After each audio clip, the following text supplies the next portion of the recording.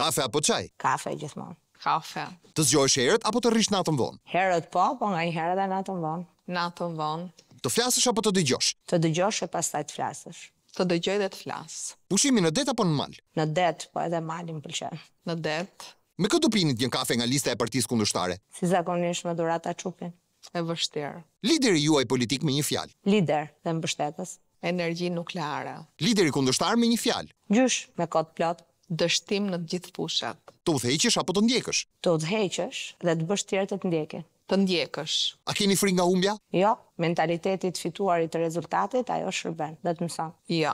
Politika është? Arti i të bërit të gjërave të mundura. Politika është moral për mua. A viden zgjedhjet në Shqipëri? Ka patur raste që ka ndodhur në të shkuarën. Po. A blihen zgjedhjet në Shqipëri? Ka ndodhur në të shkuarën. Po. Kandidati më i mirë i listës së partisë tuaj? Modestisht, Derina Gjulameti. Adriana Kalaja. Kandidati më i mirë i listës kundërshtare? Besoj që mbetet ende Dr. Berisha. Nuk ka asnjë kandidat të mirë. Deputeti që bën më shumë në parlament? Agron Shehaj. Kryeministri. Një ligj që të shfuqizoje? Rivlerësimi i pronave. Ligjin e pronave. Një ligj që do miratoje? Pagesa minimale për gjithë zonjat që kanë fëmijë me aftësi ndryshe. Do kërkoja një ligj të posaçëm për mbrojtjen e kafshëve. Një politikan që nuk do doje të imitoje? Asnjë nuk do doja të imitoja. Do doja të isha gjithmonë Blerina. Kryeministrin. Qeveria e lodhur apo e sigurt? E sigurt dhe shumë energji. E lodhur dhe e dështuar. Opozita e ndar apo e vendosur? Pjesë. E vendosur më shumë se kurrë. A ka partia juaj ideologji? Ma thoni me 4 fjalë. Absolutisht. Drejtësi sociale, barazi dhe demokraci, progresivitet. Është ideologjia e djathtë që bazohet në parimet konservatore, dhe cilat janë prona, kombi dhe feja ose zoti. Sa përqind gënjeshtra ka fushata e partisë tjetër? Listë e gjatë dëshirash, e shumë ëndra. E gjitha është gënjeshtër e madhe.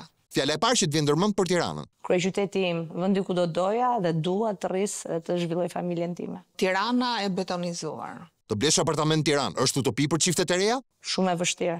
Ndaj edhe në program kemi pikërisht mbështetje për gjithë ata që duan të kenë një strehës. E paarritshme.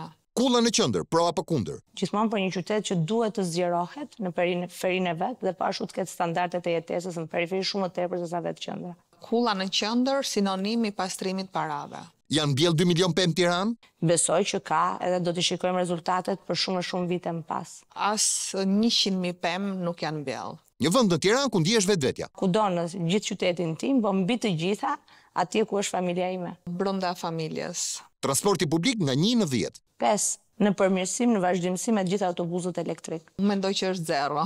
Problemi më i madh i qytetit. Trafiku dhe pa shumë mbipopullimi. Dhe ajo që gjithë shërbimet merren në Tiranë. Trafiku i rënduar përpos shumë problemeve që ka Tirana. Me sa lek në muaj jetohen në Tiranë? Në Tiranë si individ duhet minimalisht 20 deri 25.000 lekë për person. Një familje prej 4 personash do minimalisht 100 deri 150.000 lekë të reja ose 1 milion deri 1,5 milion lekë të vjetra. Me biçikletë në Tiranë? Po, besoj dhe me të gjithë pistat në të gjithë qytetin. Kjo do të ulte edhe smogun e pashtu do e bënte qytetin më të jetueshëm. Po, por është e vështirë dhe me biçikletë.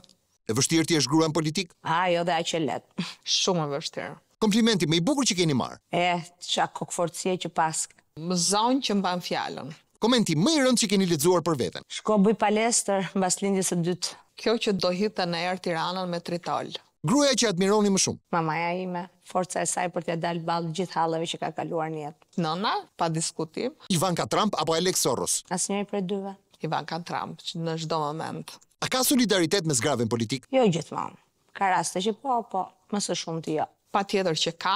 Më shumë gjykojnë burrat apo gratë? Namin e kanë gratë, po ndërkohë e bëjnë burrat. Një lloj të dy palët. Çfarë nuk do i bëje kur një kolegeje? Ta cënoja në atë që është integriteti i një gruaje. Diçka pas krave ose nën rrogos, siç thot populli. A do ja sugjeronit politikën një vajzë të re? Gjithmonë po. Sa më shumë të jemi të angazhuar, aq më shumë do ta bëjmë politikën më të përgjegjshme, më të mirë e pashtu do ulim gjithë para gjykimit. Patjetër që po. Cili është roli i gruas në vendimarrje? Rol shumë i rëndësishëm. Çdo vendimarrje bën edhe më të bukur, mbi të gjitha edhe më të ndjerë. Sot në Shqipëri është i zbet. Unë mendoj se roli i gruas duhet jetë më i madh, por këtë e kemi vetë në dorë. Ku ka më shumë seksizëm, në media apo në politik? Se din media apo në politika. Në të dyja. A ka mesazhe ose premtime që detyrojnë të lexosh? Ka gjëra për cilën nuk jam fort e bindur, po përsa ko jam pjesë e një skuadre, besoj dhe vazhdoj të mbaj. Nuk ka, por ne kemi një sugjerim nga drejtuesit e fushatës për të patur një vijë politike e cila korespondon me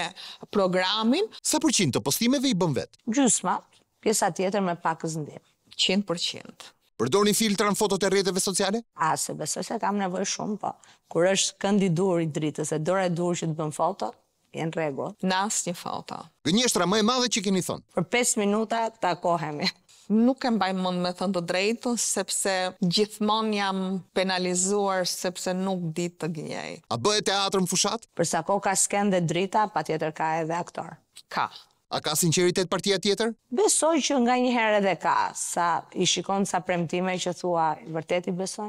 Jo, nuk ka. Çfarë nuk do ndryshonit kur te vetja? Këmbgulja. E të thënit gjërave në sy. Dhe çfarë do doni të ndryshonit? Të qenit drejt për drejt, jo gjithmonë vlerësohet. Ta rimendoj më mirë momentin kur mërzitem apo zhgënjehem nga veprimi i dikujt. Në politik, më shumë vetbesim apo durim? Durim dhe vetëm durim. Durim. Do e pranonit një debat me kundërshtaren? Gjithmonë. Me këdo duke filluar që nga kryeministri. Thuaj një fjali duke e parë në sy. Do i thosha që jo vetëm suksese, por duhet pranuar humbja një lloj sa edhe fitoria. Përgatitu se të pret një opozit shumë e gjatë. Pse nuk bëhet debat sot mes kandidatëve? E provuam të bënim debat, por në anën tjetër nuk ishte argumenta, kishte vetëm zhurmë, edhe shpeshherë edhe dhunë.